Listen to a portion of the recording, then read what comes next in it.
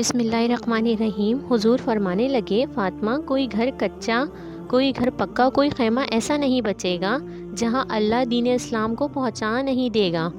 اور فرمایا، فاطمہ یاد رکھنا، جس طرح رات چھا جاتی ہے نا، محمد عربی کا دین بھی چھا جائے گا، پر چھا جائے گا دین جس طرح رات چھا جاتی ہے، یہ دین بھی چھا جائے گا۔ اور پھر دین چھا گیا، جگہ جگہ چھا گیا۔ یورپ میں بھی اذانیں پڑھی جانے لگیں، امریکہ اور افریقہ میں بھی قرآن پڑھا جانے لگا، جگہ جگہ رسول اکرم صلی اللہ علیہ وسلم کے دین کی باتیں ہونے لگیں۔ کہا، فاطمہ کوئی گھر کچا یا پکا ہو، خیمہ ہو، ہر جگہ یہ دین پہنچے گا، اور دین پہنچا۔ ایک حدیث مشکات میں موجود ہے، اس کو آپ نے دل پہ لکھ لینا ہے، چونکہ معاملہ دل کا ہے۔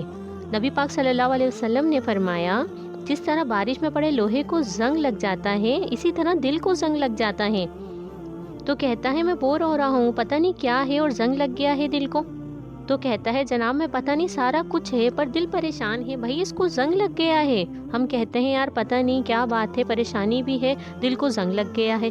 کہ رسول اکرم صلی اللہ علیہ وسلم فرمانے لگے، جس طرح بارش میں پڑے لوہے کو زنگ لگ جاتا ہے، اسی طرح دلوں کو بھی زنگ لگ جاتا ہے۔ حضور دل کو زنگ لگ جائے تو کیا کریں؟ حضور فرمانے لگے، ایک موت کو یاد کرو، ایک قرآن کی تلاوت کرو، قرآن تمہیں زنگ سے شفا دے دے گا۔